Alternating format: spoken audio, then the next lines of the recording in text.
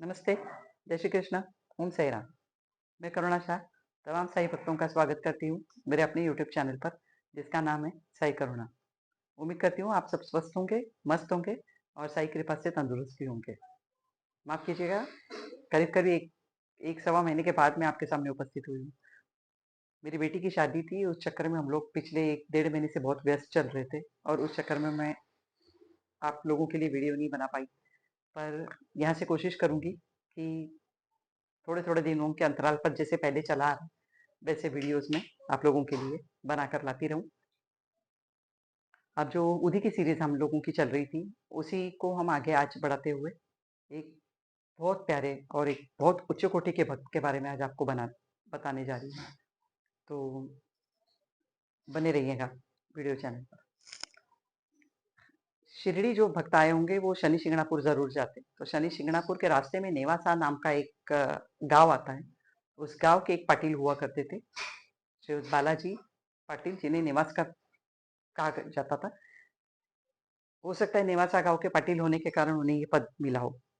तो बालाजी नेवासकर की मैं एक स्टोरी सुंदर सी आपको बताने जा रही हूँ। सबसे पहले इनके बारे में थोड़ा बहुत कुछ आपको बताना चाहूँगी, क्योंकि कहा जाता है कि साईं बाबा के दरबार के जितने भी महान और कुछ खास भक्त हुए, इनमें बालाजी पाटिल नेवासकर जी का नाम शामिल किया जाना बहुत ज़रूरी है। क्योंकि जिस कदर इन्होंने बाबा की सेवा की थी या जिस कदर इन्होंने बाबा को अपना सब कुछ न्यौछावर कर दिया था बाबा के ऊपर, वो तारीफ़ के काबिल है ही है। बालाजी पाटिल की 2 बीवियाँ थी और कुछ बच्चे थे। इसके बारे में मुझे आँकड़ा मालूम नहीं, लेकिन बालाजी पाटिल की मृत्यु के बाद उनकी जो सेवा वो करते आए थे, उनके बच्चों ने और उनके बच्चों ने आज तक वो सेवाएँ जारी रखी हुई है। और नेवासा गाँव से आज भी उनके डिसेंडेंट्स जो है, वो आज भी साईं बाबा के दर्शनों के लिए शिरडी आया करते हैं और उसी तरह से कोशिश करते हैं बाबा की सेवा करने की, जैसे बालाजी पाटिल नेवासकर जी ने शुरुआत की थी। बालाजी पाटिल जब सर्वप्रथम शिरडी आए थे ना, तो पहले ही दर्शन में उन्होंने तय कर लिया था कि अब बची हुई ज़िंदगी शिरडी में रहकर बाबा को समर्पित कर देनी चाहिए और जितनी पॉसिबल हो सके साईं बाबा की सेवा में अपना पूरा जीवन बिताना चाहिए। और उस तरह से उन्होंने शिरडी ना छोड़ने का और शिरडी में ही बस जाने का प्लान बना लिया। हालाँकि साईं बाबा ने शुरुआती दिनों में कई बार उनसे नेवासा लौट जाने के लिए कहा, लेकिन बालाजी पाटिल नहीं माने। बालाजी पाटिल जी की सेवाओं के बारे में मैं अब आपको बताना चाहूँगी। द्वारका माई की साफ-सफाई और द्वारका माई में जो दीपोत्सव बाबा रोज़ सेलिब्रेट करते थे, दिवाली की तरह दिए जलाया करते थे रोज़ और जगमगा उठती थी पूरी द्वारका माई। इन दियों का ख्याल रखना, पूरी अपना द्वारका माई की साफ-सफाई करना। फिर साईं बाबा एक दिन के आड़ जाते थे चावड़ी में सोने के लिए, तो चावड़ी की साफ-सफाई, वहाँ की पूरी देख-रेख रखना। भोर होते अंधेरे में नेवासकर जी उठ जाया करते थे और साईं बाबा जिन रास्तों पर चला करते थे, चाहे वो भिक्षा लेने के लिए हो, चाहे लिंडीबाग सैर करने बाबा निकला करते थे, ध्यान करने के लिए निकला करते थे, तो उन सारे रास्तों पर शिरडी वासियों का किया हुआ हर कचरा अपने हाथ से उठाया करते थे। पूरा रोड साफ किया करते थे झाड़ कर और फिर उनके ऊपर पानी का छिड़काव करके पूरी मिट्टी को दबा दिया करते थे। इवन साईं बाबा को दमा की बीमारी थी और साईं बाबा का कफ जब भी निकलता था, अगर वो सैर करने निकले और साईं बाबा ने कहीं थूका है, स्पिट किया हुआ है, तो उस पर मिट्टी लाकर डाल देना, ये काम तक बालाजी पाटिल नेवासकर जी किया करते थे। साईं बाबा के स्नान करने के बाद उस नाली से जो पानी निकला करता था, उसको पीकर या साईं बाबा का पिया हुआ झूठा पानी जो बच जाया करता था, उसको पीकर नेवासकर जी अपना पूरा समय निकाल दिया करते थे। और ये जो उपक्रम था, ये इनके बेटों ने भी आगे चलाया। क्या ही मिसाल दूँ मैं आप लोगों को, मतलब रोंगटे खड़े हो जाते हैं। मैं आपको बता रही हूँ कि इस तरह के भी भक्त हो चुके हैं साईं बाबा के। अब ये नेवासा गाँव में एक लोअर कास्ट फैमिली में और बहुत साधारण सी फैमिली के मेंबर्स थे ये सारे नेवासकर। और इनका एक छोटा, ये किसान थे और इनका एक छोटा खेत हुआ करता था, और इसमें जितनी भी उपज होती थी अनाज की, वो साल भर में जितनी उपज निकली वो सारी बैल मंडियों में, उस वक्त ट्रांसपोर्ट, मोड ऑफ ट्रांसपोर्ट तो यही था, मंडियों में या घोड़ों पर सवार होकर, लोग बग्गियों में सवार होकर निकला करते थे। तो इन बैल मंडियों में अपने खेतों में उगा हुआ अनाज का एक एक दाना लाद कर ये शिरडी लाकर द्वारका माई में खड़ी करके साईं बाबा के चरणों में अर्पित कर दिया करते थे। और फिर उसमें से साईं बाबा इन्हें जो रिटर्न किया करते थे, इसी में ये लोग अपना पूरा साल निकाल दिया करते थे।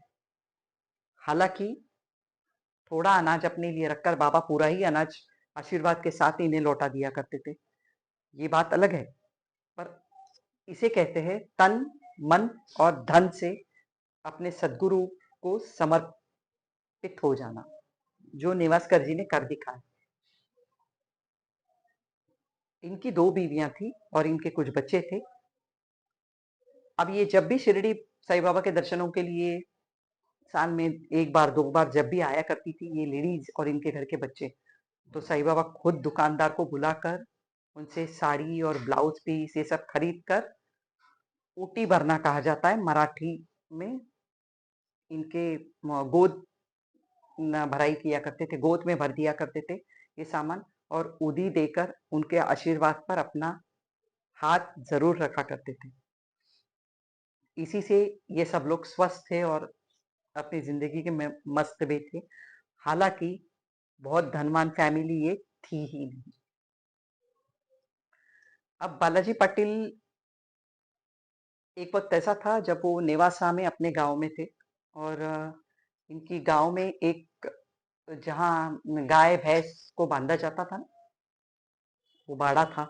उस बाड़े में अचानक एक दिन एक सांप की फुफकार सुनाई देने लगी। बहुत बड़ा नाग उपस्थित हो गया वहां अचानक ही। अब गाय भैंस बैल जो भी बंधे हुए थे वो सब छटपटाने लगे छूटने के लिए। घर के लोग डरने लगे कि अब अचानक अगर ये इनकी छटपटाहट देखकर अगर इसने किसी को डस लिया, अगर उन गाय भैंसों को, तो इनकी जान तो चली जाएगी। सब लोगों का ध्यान उस सांप पर लगा हुआ था और वो पूरा फन निकाल कर आराम से बैठे हुए थे। जैसे ही बालाजी निवासकर जी का ध्यान उस ओर गया, तो वो खुशी के मारे उछलने लगे ये कहकर कि ये कोई सांप या नाग नहीं है, ये तो साक्षात साईं बाबा है और मुझसे मिलने के लिए शिरडी से आए हुए। उस वक्त भागोजी शिंदे जो थे, इनके बारे में भी मैं आपको एक वीडियो में बाद में बताऊंगी सविस्तर। उनके बड़े भाई साहब रघुजी पाटिल, ये उस वक्त नेवासा में बालाजी पाटिल के घर पे उपस्थित थे, और उन्होंने भी देखा कि एक बहुत भयंकर सा नाग वहां पे फुफकार रहा है काफी देर से। बालाजी निवास कर दौड़ दौड़ कर अंदर गए और उन्होंने एक कटोरी में दूध लाया और वो नाग के करीब गए और समीप जाकर वो नाग दूध की कटोरी रख दी और उनसे कहा, आहा बाबा, ये ऐसा क्यों कर रहे हो आप क्यों फुफकार रहे हो और हमको डराने की कोशिश कर रहे हो? एक काम कीजिए, ये दूध पीजिए और शांत चित्त से बैठे रहिए यहाँ। अब देखिए, सारे लोग नाग और सांप के होने की वजह से डरे जा रहे, लेकिन नेवासकर जी को पूरा यकीन था कि ये साईं बाबा ही है। फिर उन्हें ऐसा लगा कि इतनी सी दूध की कटोरी से क्या होने वाला। फिर वो अंदर गए दौड़ दौड़ कर और एक पतीला भरकर दूध लाकर उनके सामने रखा। परिवार को भी ये डर लग रहा था कि कहीं नेवासकर जी पास में जा रहे, कहीं ये उनके ऊपर वार ना कर दे।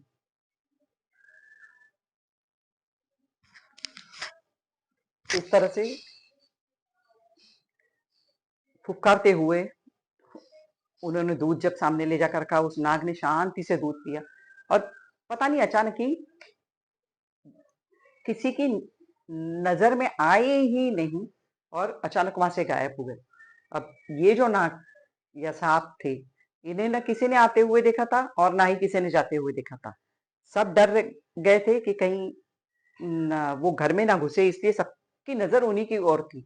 पर किसी ने उन्हें नहीं देखा कि वो कब किसी की सबकी नज़र चुका कर वहाँ से चल दिए, और ना किसी ने उन्हें आते हुए देखा था। बाद में पूरा परिवार गया वो उन गाय के बाड़े में, और उन्होंने सब तरफ जाकर तलाश की, लेकिन वो कहीं नज़र नहीं आई।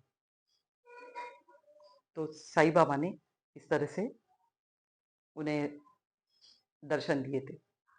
वो भक्त ऐसे थे, वो शिरडी में हैं तो साईं के करीब थे, और अगर वो नेवासा में हैं तो साईं उनके करीब थे। इस तरह की भक्ति भी अपने आप में एक मिसाल होती है।